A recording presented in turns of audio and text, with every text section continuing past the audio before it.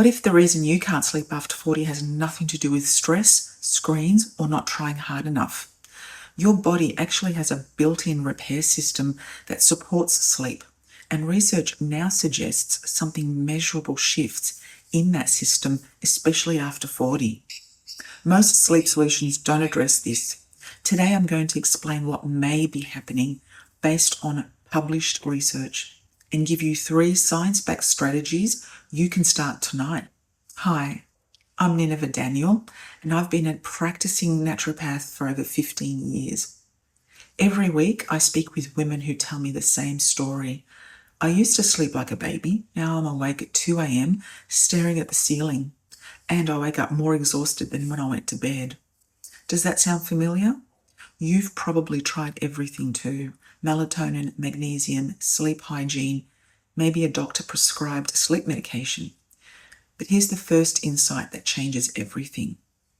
Your body actually has 4 distinct sleep phases, and published sleep studies suggest that after 40, we may lose up to 40% of our deep sleep phases 3 and 4. That's where research indicates 80% of cellular repair happens.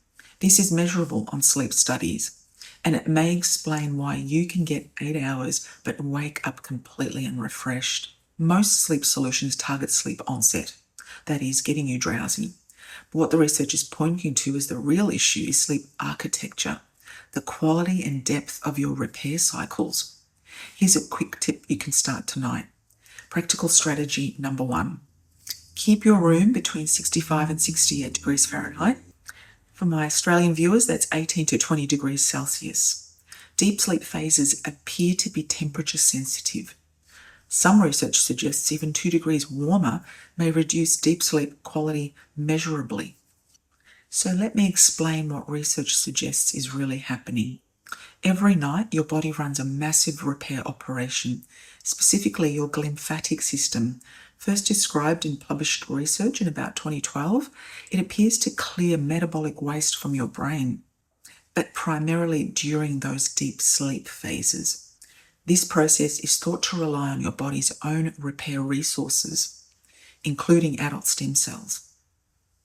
Now, here's what some research is exploring. Studies observing stem cell levels across age groups suggest we may lose approximately 10% of circulating stem cells per decade after 50. So think about it. By 50, you may have significantly fewer repair resources than you had at 20. This is an active area of research, and I always encourage you to explore these findings with your own healthcare professional. Practical insight number 2. Your repair system appears to peak between 10 p.m. and 2 a.m., which is linked to growth hormone release. Some research suggests going to bed after 11 p.m. may reduce growth hormone significantly, regardless of total sleep hours. So sleep isn't about being tired and getting shut-eye.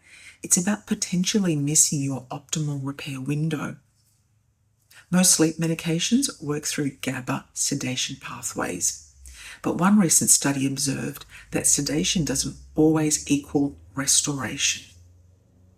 Your body appears to need specific brainwave patterns, delta waves, for cellular repair.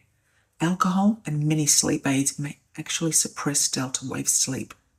So getting to bed by 10 p.m. is a practical step to improving your quality of sleep because you're giving your repair system a chance to do its job properly. Practical strategy number 3.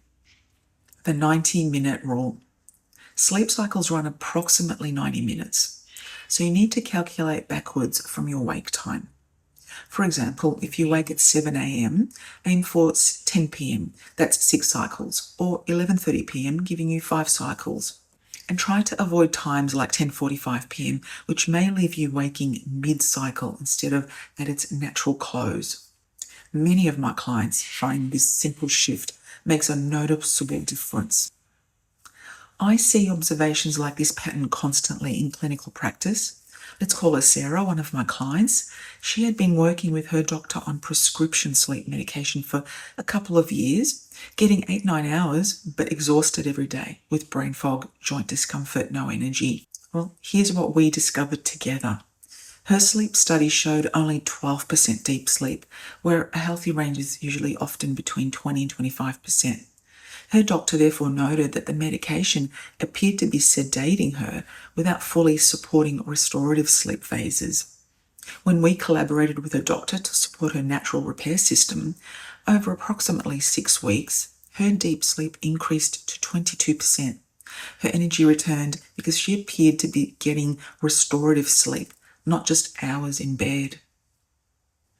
Now, this aligns with some published research, with one observational study finding an association between higher circulating stem cell levels and notably better sleep quality, and faster recovery from physical stress.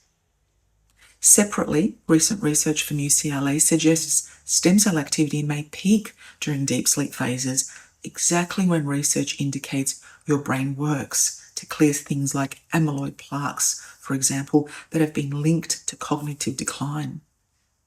I've been supporting my own stem cell health for several years now. I'm 59 and my sleep tracker shows I consistently record 23% deep sleep, which tracks above the typical average for my age group, according to published ranges. That is my personal experience. Individual results vary, and I always encourage working alongside your healthcare professional rather than replacing their guidance. So if you're tired of waking up tired, I've created a free downloadable guide. It's called the Stem Cell Reset. It covers the science behind what we've discussed today, some practical steps you can take this week, and how I can work with you if you want to explore stem cell nutrition as part of your natural health protocol. The link is in the description below. And if this raised questions specific to your situation, for personalised guidance on whether this approach might be a fit for you, I have a free 30-minute consultation. My booking link is in the description too. And if you're new here, welcome. This channel exists for women over 40 who want real evidence-based answers, not just prescriptions or generic advice. Hit subscribe so you don't miss what's coming next. And drop a comment below. What's your biggest sleep challenge right now? I read every comment and often build future videos around your specific questions. And remember, your body has an extraordinary capacity for repair. Sometimes it just needs the right support. So let's make this next chapter of your life one of renewal, not regret. Thanks, and I'll see you in the next one.